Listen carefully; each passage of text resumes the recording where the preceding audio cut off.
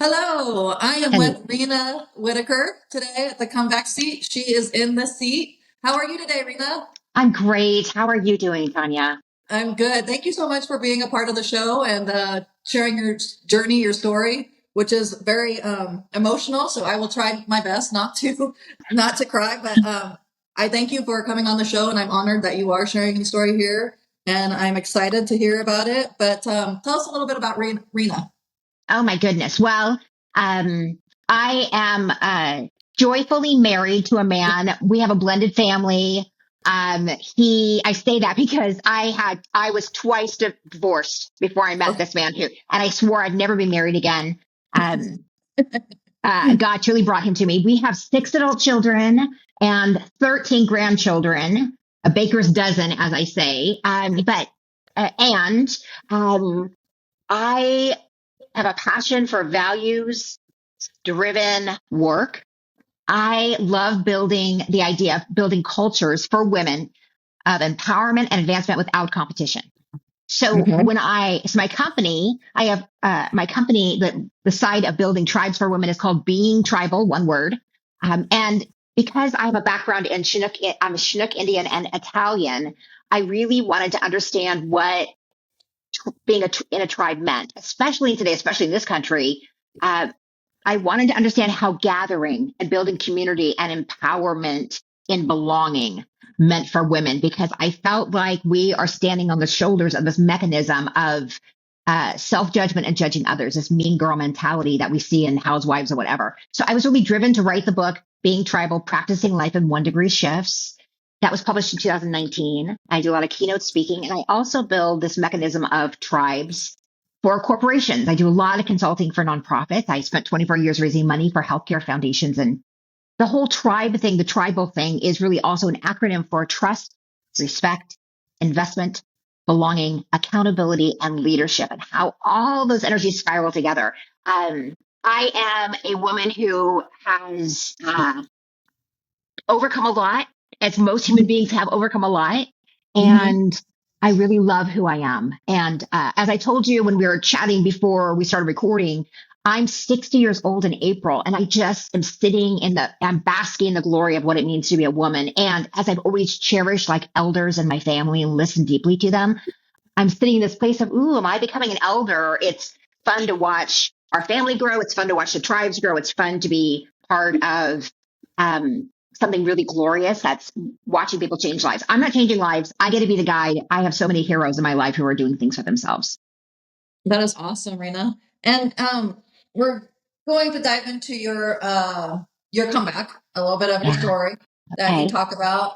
You were sexually abused at a young age, hmm and how did that trauma surface today, or how did you hid it for so long? So take us back to what happened exactly, if you don't mind sharing that part. Yeah. I mean, I'll share a little bit. My parents, I had a mom and a dad who loved each other and tragically could not operate in a healthy way. My father was an alcoholic. He was a lawyer and esteemed to become a judge, which he eventually did, and now has like, I don't know, 47 years clean and sober. I mean, he's helped a lot of folks get clean and sober in his lifetime. I had a mother who really struggled with growing up with her own mom who had mental health issues, and she just didn't. She was just trying to survive as a single mom in the 60s and 70s and 80s. With her own shame and guilt and doing her very best. And in that time of that divorce, when my family had split apart, a family friend between the ages of 3.5 and 6 uh, spent a lot of time with me, and he sexually molested me, and then he would shared me with other men. And there, I spent. This is how it affected me.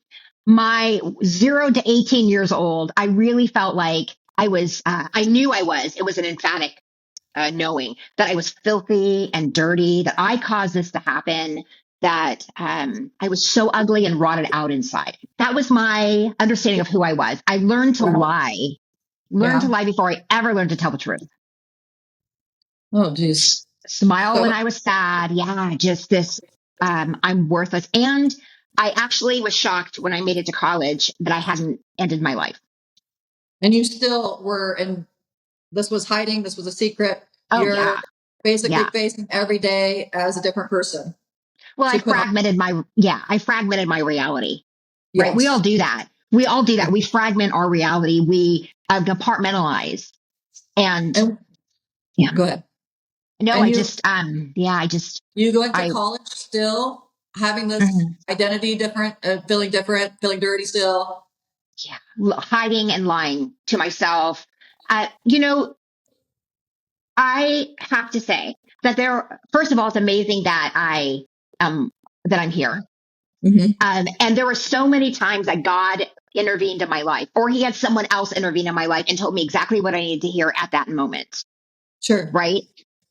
And the battles I had, I literally would dream of having conversations um, with Satan and God, and I just had so much going on in my brain that I would just shut down and pretend everything was fine, because my biggest fear was that someone was going to find out who I was and what I had done, right? What I had done, even though it wasn't my fault, what I had done, I was responsible for. That they wouldn't love me, and they wouldn't want me. So that little girl was saying it was your fault. Oh, I was told by my abuser it was my fault. Okay. After the first encounter, he said, and it was at lots of people were there, and he took me off into this place, into this bedroom. And he said, "Look what you've done. If you tell anyone, no one's going to want you." And so, Hmm. by that time, 4-year-old kid, my parents were, my whole life was. I don't even think I was conscious of what was going on in my life, because there was already so much crazy trauma that it was just one more thing and it was my fault. So that cemented it. I'm worthless. I'm rotted out inside, and I'm ugly, and no one will want me. So I'm going to keep my secret. I'm going to lie before I ever tell the truth. So someone will love me. My parents will love me. My grandparents will love me.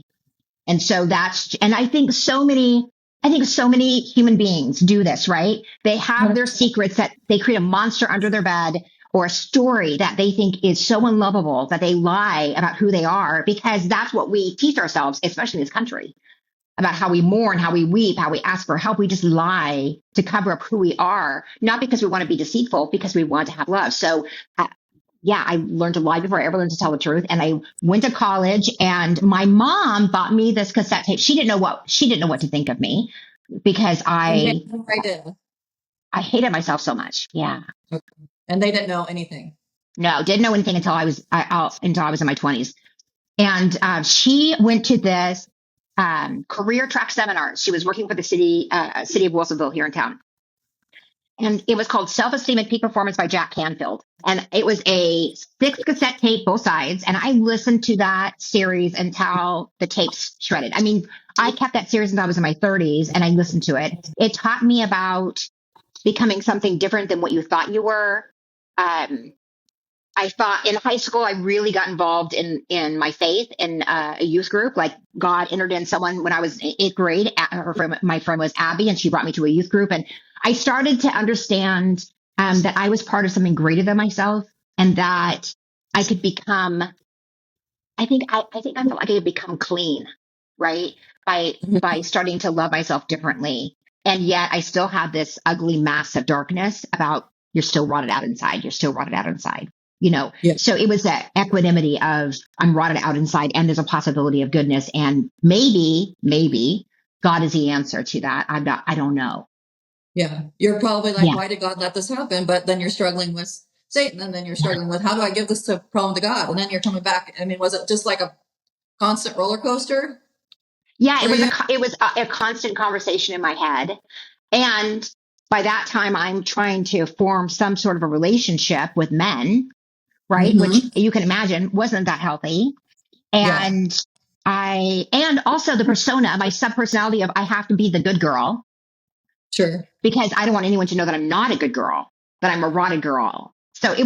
it was a lot of dynamics of trying to identify who I was. And I finally sought out counseling, which really helped me And start how old to, were you? I was in my early 20s. By that time, I had told my mom and dad on my 21st birthday separately. I told my mom what had happened, and I think she kind of acknowledged it, and she didn't acknowledge it. Like, well, I didn't know what was going on. I'm not responsible for any of this. and still loved me as best she could. And my father said, "Can I take you to an AA meeting?" Because he didn't have any ability to figure out how to talk to me about that. So he thought, well, I'll take you to AA. And I thought, no, I'm 21. I'm going to go out and drink. I'm going to go out and I'm going to go celebrate my birthday. But I found a really great counselor, and Awesome. he helped me. And then that started my journey of slowly unpacking, and the idea of what if I had a trusted group of women around me. It started to kind of formalize what a tribe is of women. Yeah. And before we get to the tribal part, did you, with your counselor, you're Yeah. finally talking about it for the first time, right? Yeah. Yeah.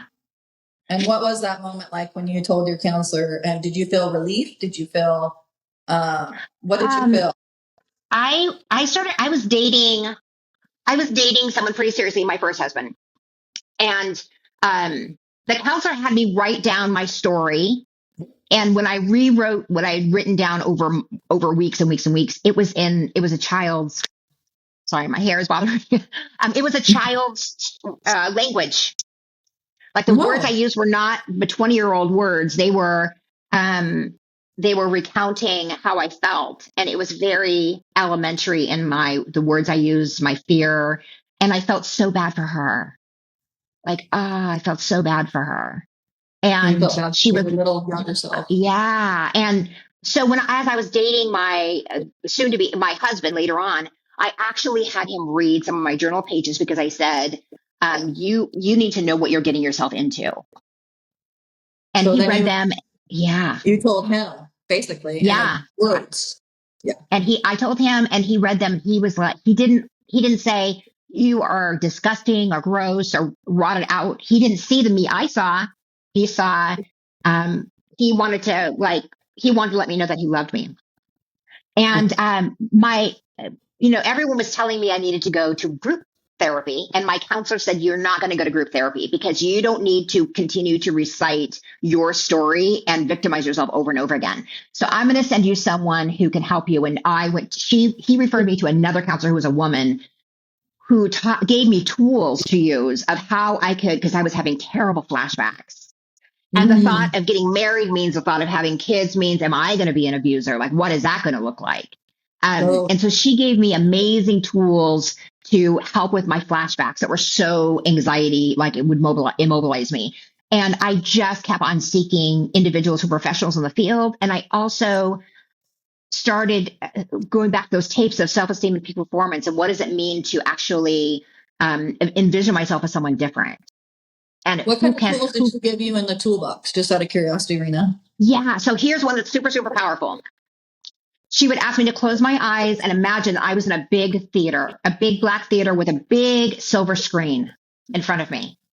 Okay. And in that big silver screen, because I had a lot of flashbacks of smells and tastes and visions of because I had stepped out of my body during much of the abuse, and I could see it happening. I was like out of my body, and she said, you're safe in this dark theater. This is your theater. You own this theater, and you're going to go into this theater. And on your, like a tool belt, you have this big hammer. The hammer is light to you, but is mighty and powerful.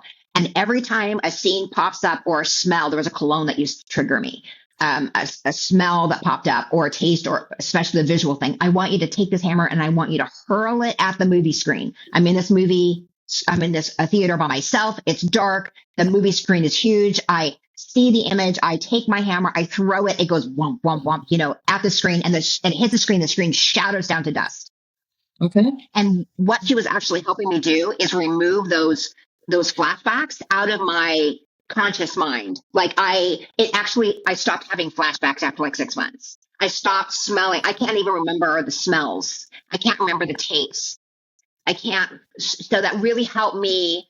I think my brain was able to say, if this shows up, nope, that's out. Right. If this comes, nope, that's out. And it was such a powerful tool. I've used it in my coaching for women. I'm not a counselor. My husband is a counselor. I'm not a counselor.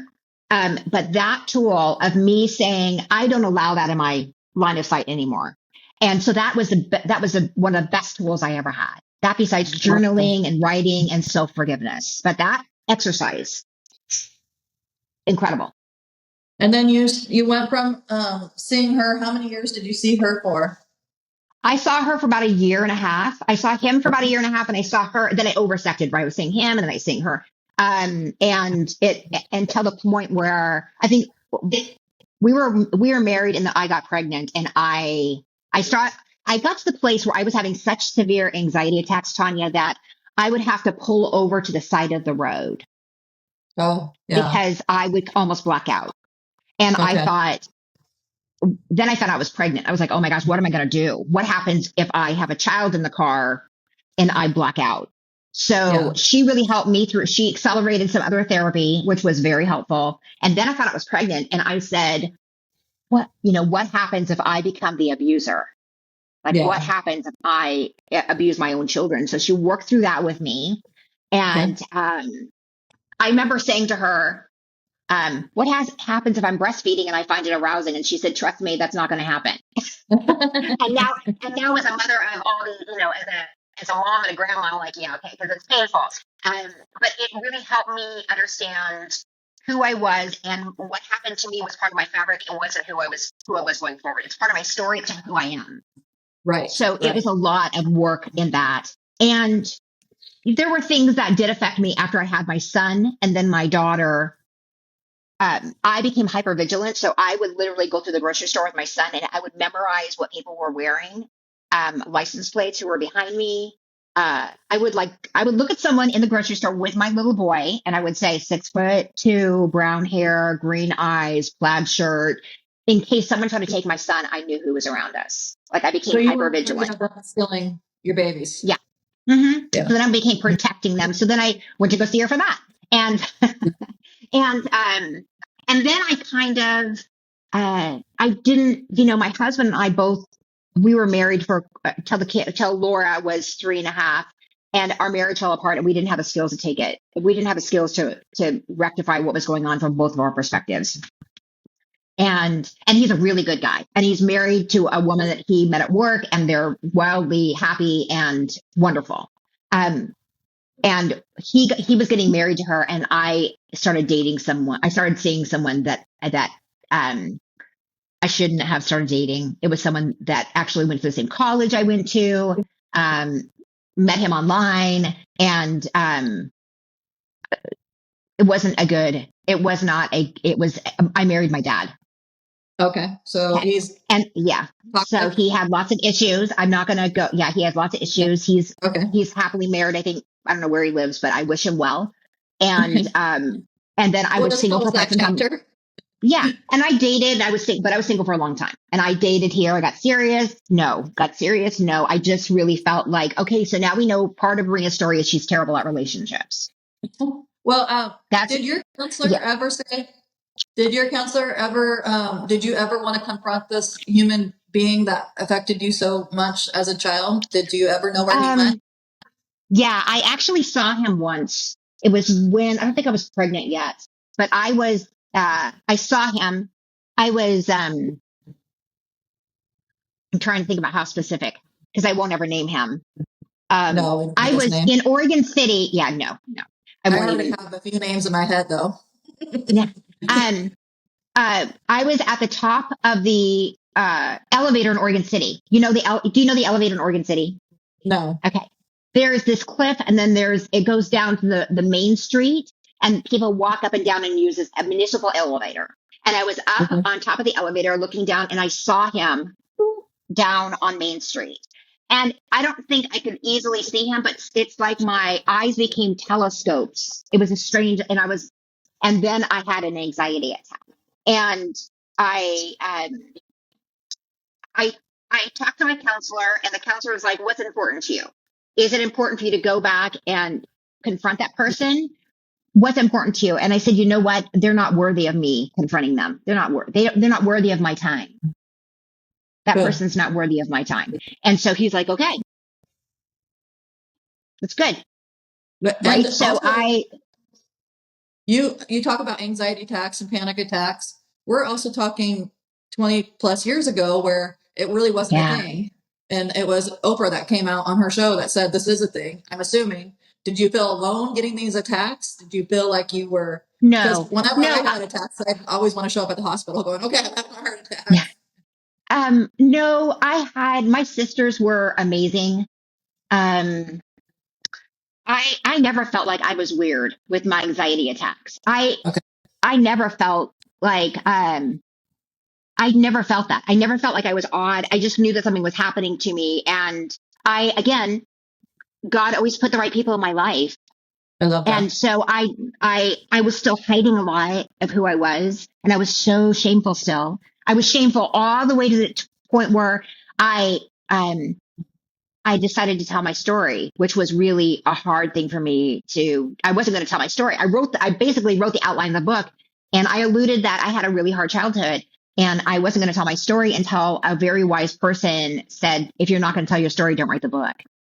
Mm, okay. Yeah. So you had to woman up and tell your story. Yeah. I have a friend of mine named Lori Rosenbaum Krosnowski, and she went to high school with a man named Brian Hilliard, and he works with his wife does a ton of really amazing writing around love.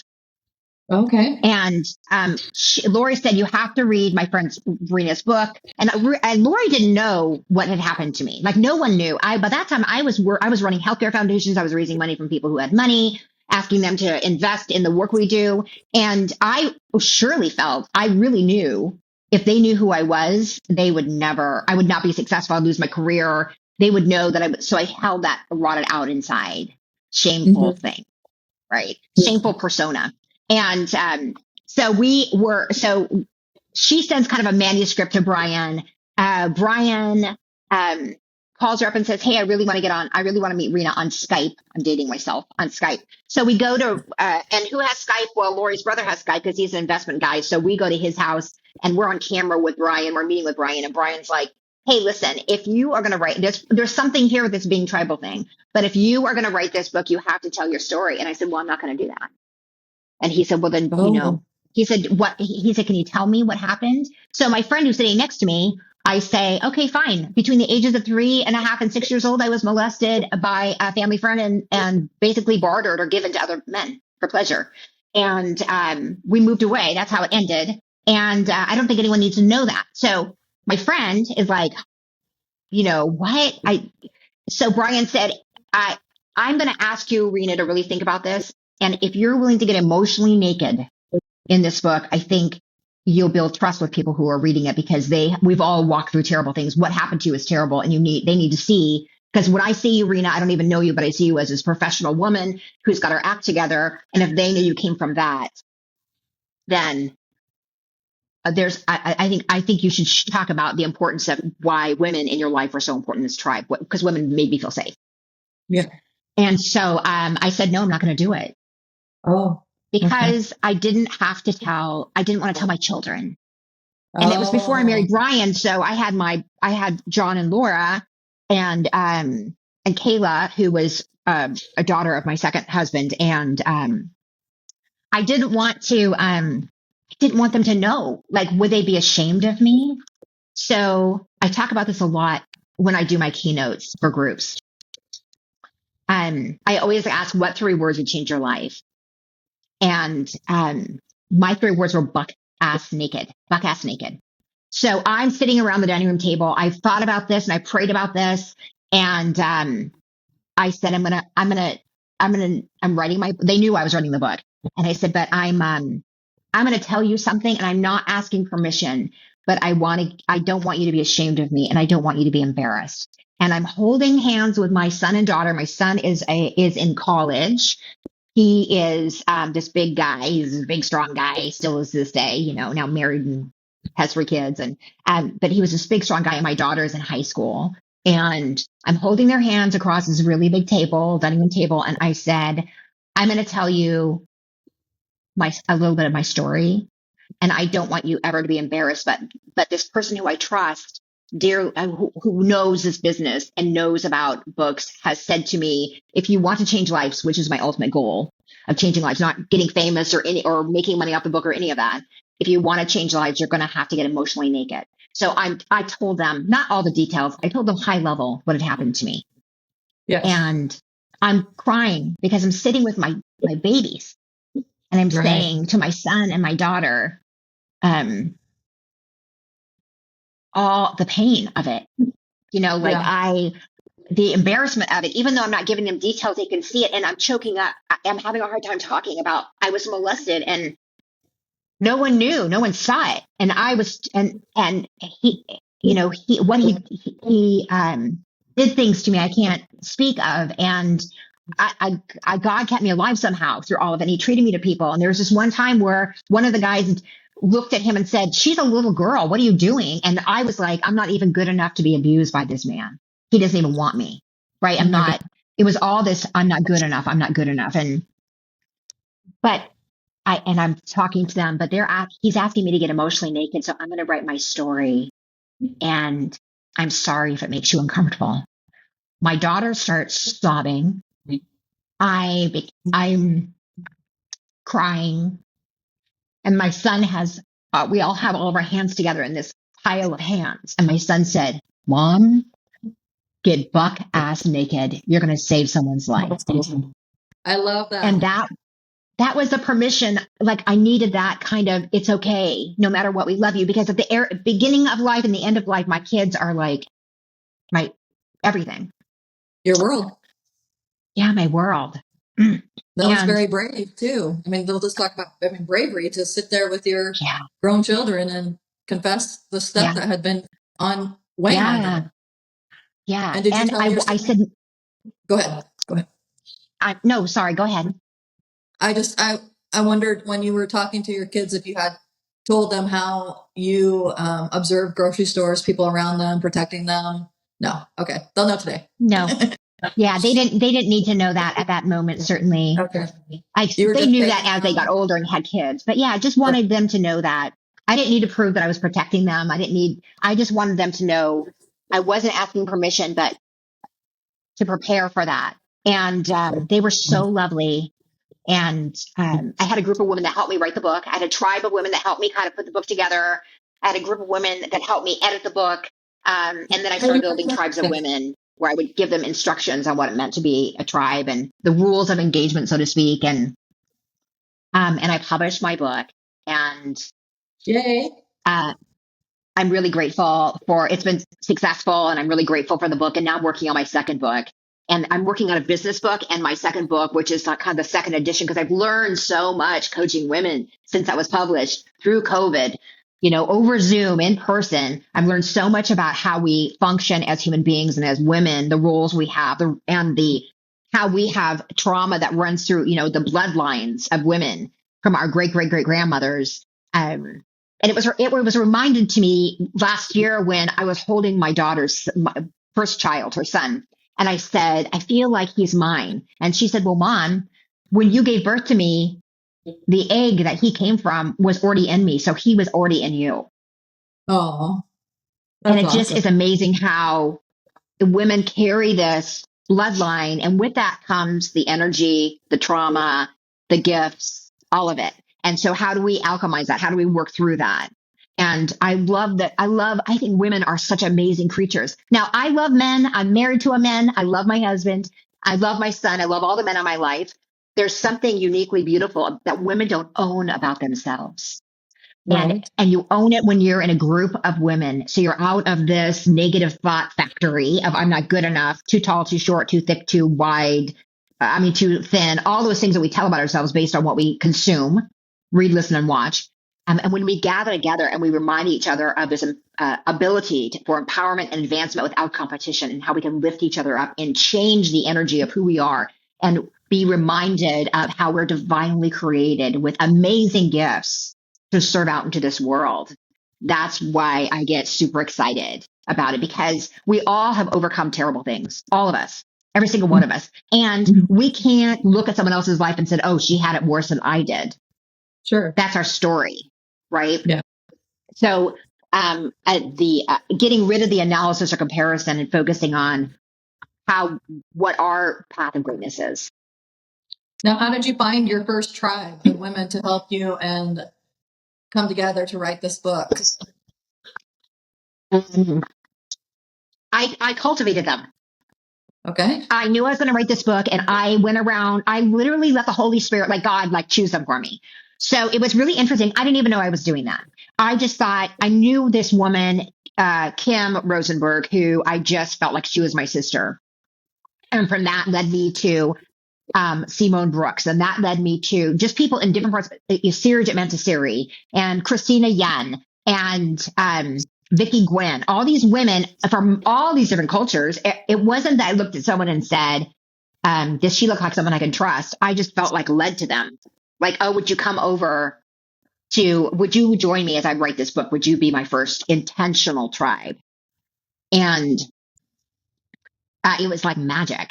And in fact, it was so funny because it ended the day I published the book was the very date that had my book launch was the very date years ago that I had them at my house in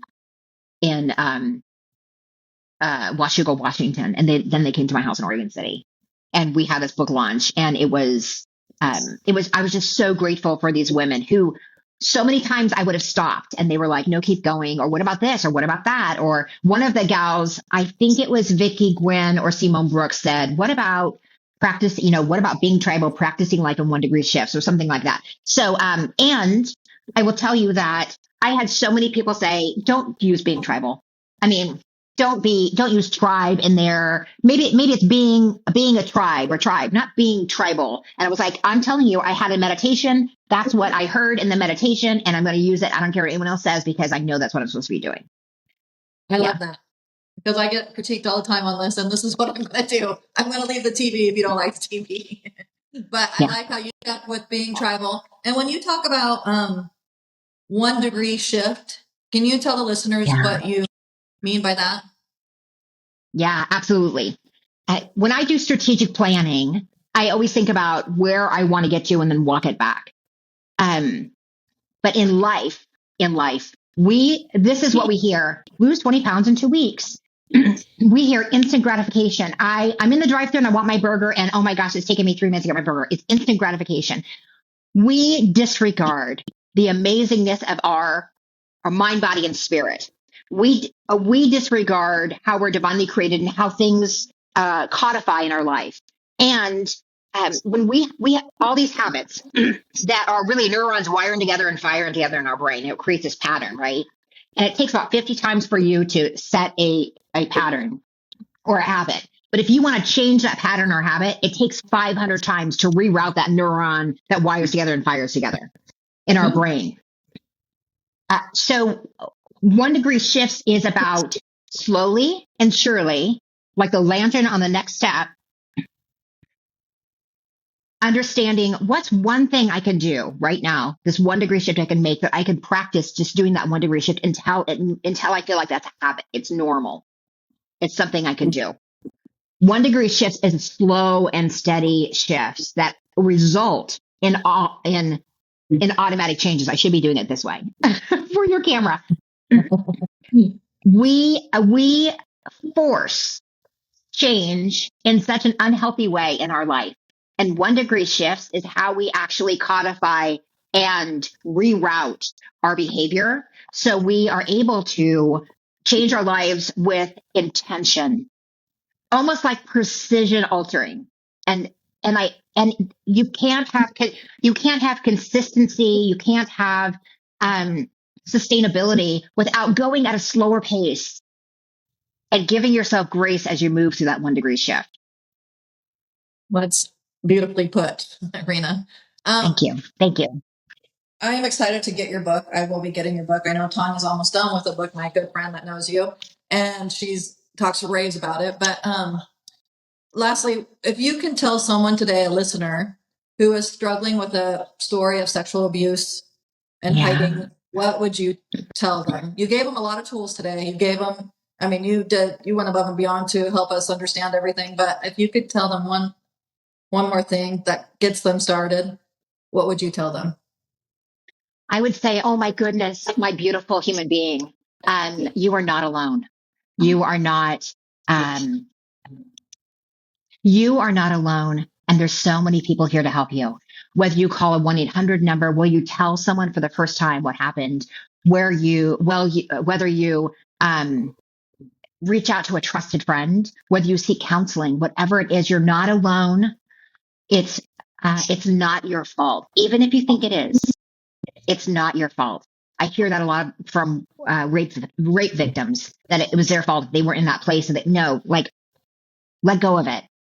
That is the enemy trying to convince you that whatever happened in your childhood, whatever happened in your adulthood, whenever that abuse happened, it's not your fault. You're not alone. Please reach out to someone, whether it's a professional, a trusted friend, an advisor of some kind, but tell your story, break open the seal, expose the wound, because as Rumi said, the wound is where light comes in, and let the light in.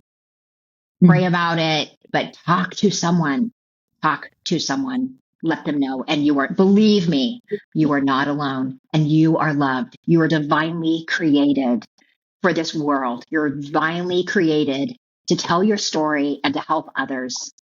You can do this.